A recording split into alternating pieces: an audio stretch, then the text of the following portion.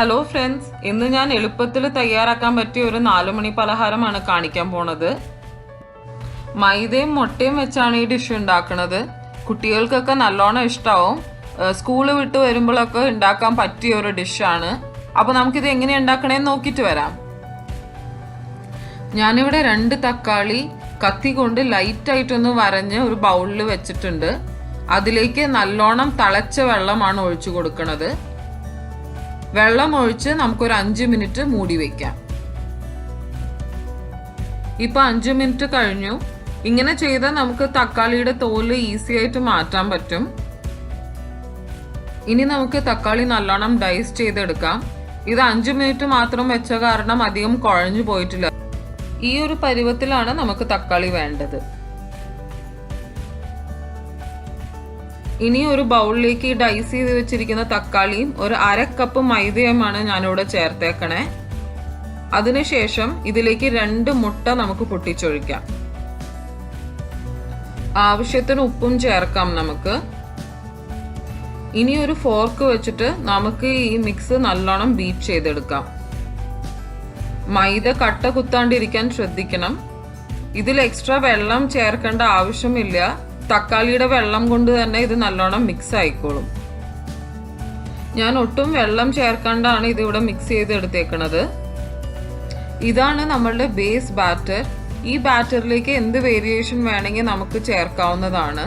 അപ്പൊ ഞാൻ ഇവിടെ എന്തൊക്കെയാ ചേർക്കണേന്ന് നമുക്ക് കാണാം. ഞാൻ ഇന്നിവിടെ ചേർക്കണത് കുറച്ച് പനീർ, വേവിച്ച ഗ്രീൻ പീസും മല്ലിയിലയുമാണ്. നിങ്ങൾക്ക് വേവിച്ച ഉരുളക്കിഴങ്ങ്, സ്വീറ്റ് കോൺ അല്ലെങ്കിൽ ക്യാരറ്റോ ബീൻസോ എന്താ ഇഷ്ടം എന്ന് വെച്ചാൽ ചേർക്കാവുന്നതാണ്. നിങ്ങൾക്ക് വേണമെങ്കിൽ സവാളയും ചേർക്കാവുന്നതാണ്. ഞാൻ ഇന്ന് ഇവിടെ ചേർത്തിട്ടില്ല.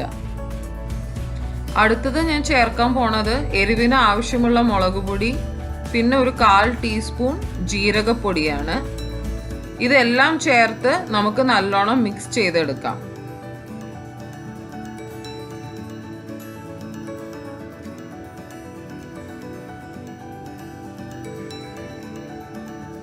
ഇനി നമുക്ക് ഈ ബാറ്റർ ഒരു നോൺ സ്റ്റിക് പാനിൽ ചുട്ടെടുക്കാം. ഒരു 2 കൈയില് ബാറ്റർ ഒഴിച്ച് പനീറും ഗ്രീൻ പീസൊക്കെ ഈവൻലി സ്പ്രെഡ് ചെയ്ത് കൊടുക്കാം. മാവ് ഒഴിക്കുമ്പോൾ നടുഭാഗം കുറച്ച് തിന്നാക്കാൻ ശ്രദ്ധിക്കണം, അല്ലെങ്കിൽ ദോശ പെട്ടെന്ന് വെന്ത് കിട്ടില്ല. ഇനി നമുക്ക് നല്ലോണം എണ്ണ ഒഴിച്ച് ഒരു ലിഡ് വെച്ച് മൂടി വേവിക്കാം. നല്ല തിക്ക് ബാറ്റർ ആയത് കാരണം ഒരു സൈഡ് വേവാൻ തന്നെ മിനിമം ഒരു 5 മിനിറ്റ് എടുക്കും. അപ്പോൾ നമുക്ക് മീഡിയം ഫ്ലെയിമിൽ ഒരു 5 മിനിറ്റ് ഇത് വേവിച്ചെടുക്കാം. ഇപ്പൊ 5 മിനിറ്റ് കഴിഞ്ഞു. നമുക്ക് ഇനി ഇത് തിരിച്ചിട്ട് കൊടുക്കാം. തിരിച്ചിട്ടതിന് ശേഷം നടുവിൽ ഒന്നൊന്ന് അമർത്തി കൊടുക്കണം, അല്ലെങ്കിൽ ആ ഭാഗം പാനിൽ മുട്ടില്ല, പിന്നെ അത് വേവാണ്ടിരിക്കും. തിരിച്ചിട്ട് നമുക്ക് വീണ്ടും ഒരു 5 മിനിറ്റ് മീഡിയം ഫ്ലെയിമിൽ വേവിക്കാം.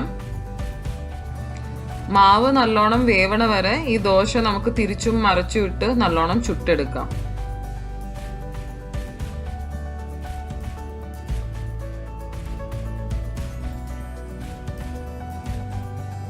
ഇപ്പൊ പനീരൊക്കെ നല്ലോണം ഒരു ഗോൾഡൻ ബ്രൗൺ കളർ ആയിട്ടുണ്ട്.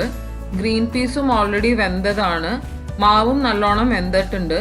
ഇനി നമുക്ക് ഇത് പ്ലേറ്റിലേക്ക് വാങ്ങാം. നിങ്ങൾ എല്ലാവരും ഈ റെസിപ്പി ഒന്ന് ട്രൈ ചെയ്ത് നോക്കൂ. എന്നിട്ട് ഇഷ്ടമായോ എന്ന് കമന്റ് ചെയ്യുക. For more such videos, please like, share and subscribe to my channel. Thank you.